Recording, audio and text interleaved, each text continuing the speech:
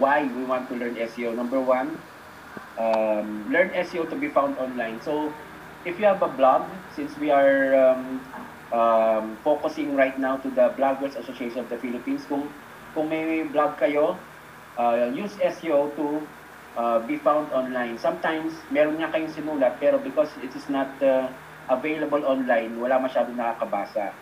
So it's like meron kang in-offer na products or services, pero wala naman nakakalam. So with SEO, it can help your blogs to be found.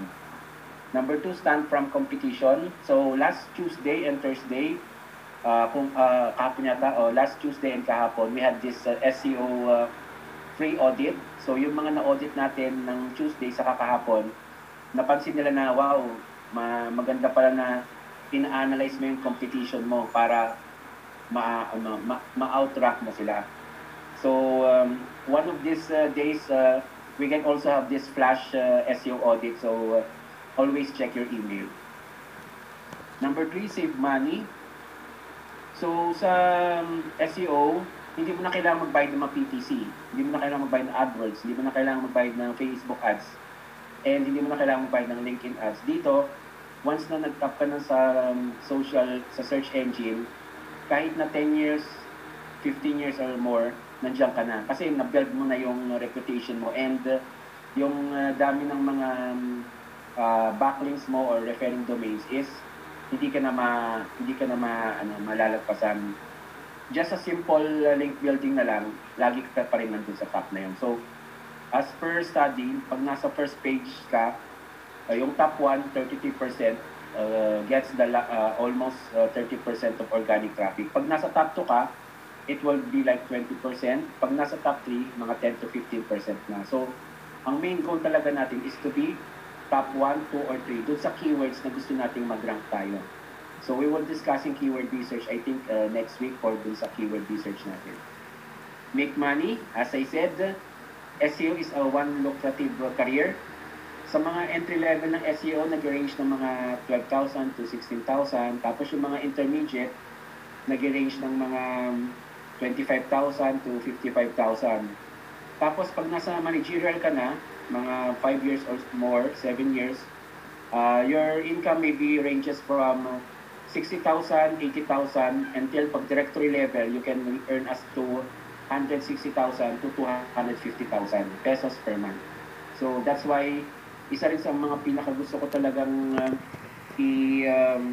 i-express sa inyo na pag nagsimula na kayo mag-SEO, tuloy-tuloy nyo yan. Kasi bright future ng SEO, tapos sasabihin ko nga, I've been there, I've done that. So what the figures that I'm telling you is based on my experience. Kaya always continue to join yung mga events natin. So marami pa tayong gagawin susunod. Stay ahead of the business challenge. So kung may business kayo, may nakita tayong businessman doon. So you can use SEO in your business. Number 6, lead in your career and business. So basically, ang SEO, magbibigay sa inyo ng expertise, authority, saka trust factor, which is yun din ang hinahanap natin dun sa mga blogs nyo. Pag napataas nyo na yung expertise, authority, and trust factor ninyo, yung domain authority nyo rin tataas. So pag mataas yung domain authority nyo, kahit na mag-post kayo ng mga articles today, either 2 days or 3 days from now, kung mataas yung domain authority nyo dun sa keywords na gusto nyo mag-rank kayo, magta-top agad kayo. Pero kung ang domain rating nyo is 0, 5, or 10, or 15, it would take you around 1 year to around 18 months to be on top of Google. So ayon sa studies of around 2 million keyword search, almost 5% lang ang nagtatap ng website dun sa first day of publishing nila. 5% lang. So 95% hindi siya umaabot ng top 1. And ayon dun sa study ng 2 million website na yun, 2 million keywords, mostly mga domain or website na around 3 years ang nasa top 1, mga matatagal na ng website. Tapos yung mga top 2, top 3, mga 2 years or 1 year na website. So, it only shows na pag habang tumatagal yung website nyo, mas nag-high din ng percentage na maging top siya sa Google. And with our lessons na ituturo sa inyo, you can beat that odds. Kahit na medyo bago-bago pa yung website nyo, kabibili nyo lang last 6 months ago or so 1 year, you can also go to be on first page of Google. Basta may susundin kayong mga tips. So yun ang ituturo natin in the next slides. Okay, next slide please. Okay, so let's start with the discussion of what is SEO. In Wikipedia, it means search engine optimization. So ini-improve mo yung quality ng traffic ng website papunta dun sa website mo using dun sa mga search engine natin. So hindi ito yung binabayarang traffic, it is the free traffic. So sabi nga nila free traffic or your organic traffic. In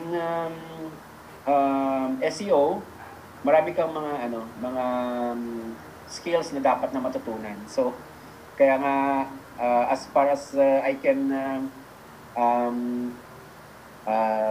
give everything that I know, talagang I feel sometimes yung 6 days kulang pa eh. Pero gagawin ko yung lahat para mabigay ko lahat yung kaalaman na yun. So you need to do link building. Alam mo yung mag-create ng mga reports. Ano ba yung parameters na minimeasure sa report. So content writing. So that's why one of my biggest dream talaga is to discuss with the bloggers kasi nasa inyo talaga yung important aspect ng SEO is yung content writing. So matuturuan lang kayo ng keyword research, competitor research, then that is the time na you will succeed in your SEO strategy. Next slide please. Okay, so we will not dig deep sa history ng SEO, pero as early as 1990 may mga na-born na ng SEO theories ng SEO. At for me, on my part, I do not know na SEO yung ginagawa ko since mga 2005 or so. Kasi ang ginagawa ko before, nag-work ako sa isang factory ng CCTV camera and DVR. And ini-import namin yung, ini-export namin yung product na yun sa Australia and UK, which is my market. So what I do is, sinishare ko yung mga link ng website ng company namin sa mga dati Alibaba. Mga 2006-2007, nag-Alibaba na ako eh. So I was one of the first 100,000 user of Alibaba that time, bago pa lang sila. Tapos pinaparang ko siya para pag nagsa-search yung mga taga-Australia ng DVR or CCTV, kami yung unang nabibira nila. So hindi ko alam na nag-SEO na pala ako noon. So in my idea, 2005, 2006 nag-SEO na ako. Pero officially work ako sa isang SEO agency ng mga 2010. Yan. Go ahead, slide please. Next slide please. So, ang alam lang natin ng search engine is Google. Pero would you know na mayroong mga iba pang mga search engine na ginagamit worldwide na mga sikat, example Bing, Baidu, sikat sa China, DuckDuckGo, AOL, Yahoo, Yandex, Echo siya sa Internet Archive. Google holds the biggest market. Almost 80-90% ang gumagamit ng Google. Pero the rest, naghati-hati na yung mga ibang search engine. So, kaya ang focus lagi ng ating SEO optimization is Google. Doon natin chine-check kung ano na yung mga nagtatap, kung ano na yung mga keywords na nagte-trending, and ano yung mga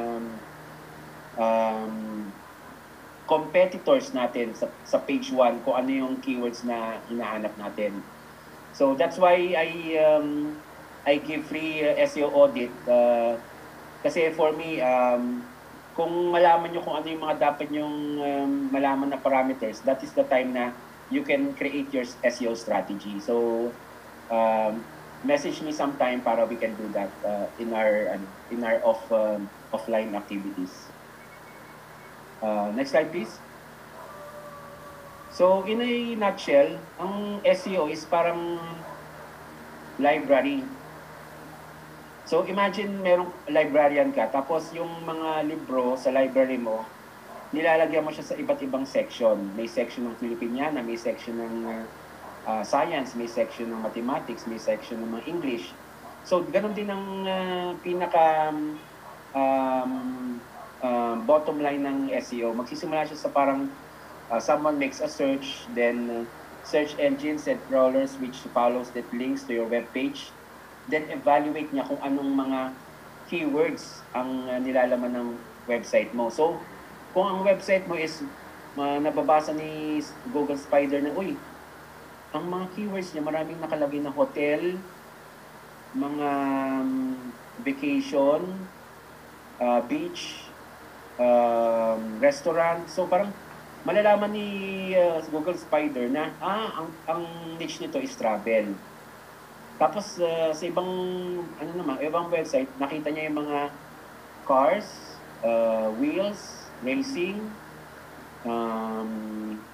BMW. So siguro ang topic nitong website na to is more about the car enthusiast.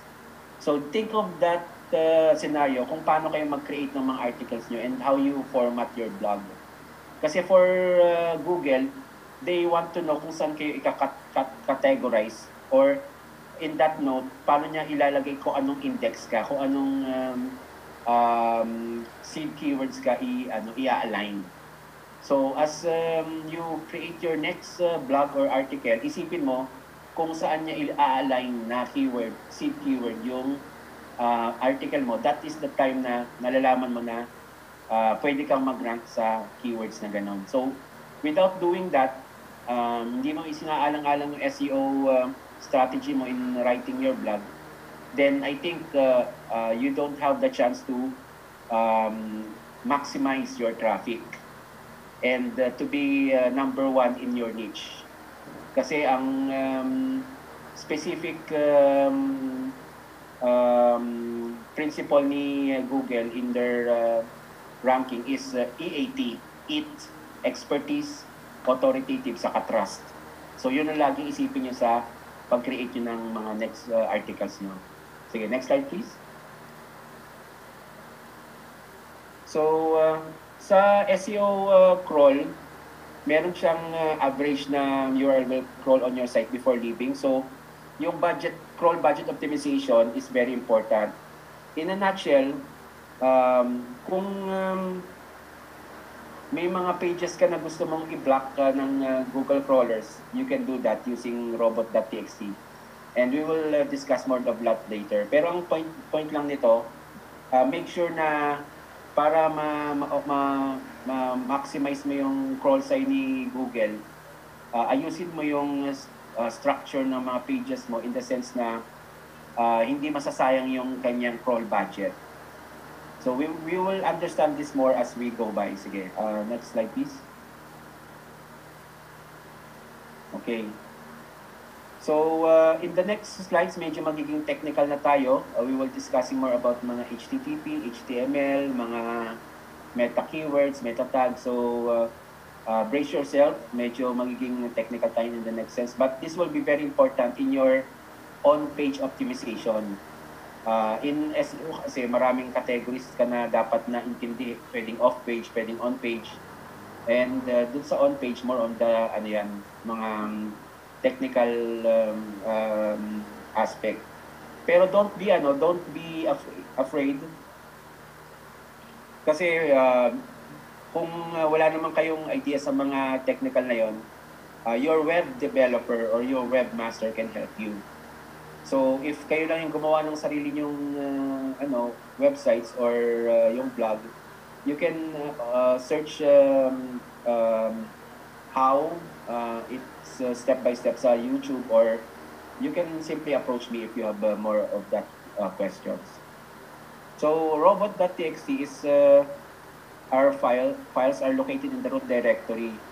So ang pinaka purpose ng robot.txt, it will blocks it will block some files na it doesn't need to be crawled by Google. Kasi may mga data tayo or mga file tayo sa website na hindi siya pwedeng no need na makita ni Google. Example, sometimes may nagugulat kami, may mga nag-upload ng mga payslip na mga telephone number, directory ng mga employee niya, empleyado. So that should not be crawlable on the internet. Even mga cellphone number, which is a private information, so hindi naman pwede dapat. So use robot.txt in doing that, and it will also save your crawl optimization mo. Next slide, please.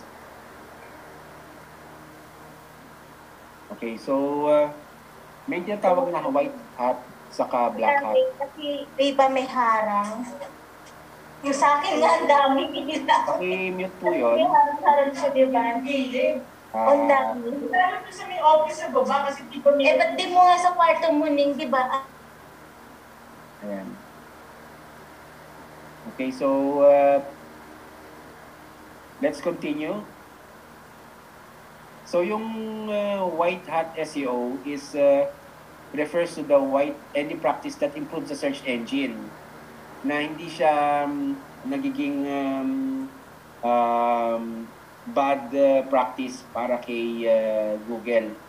Kasi kung nasa black hat ka, you have the big chance na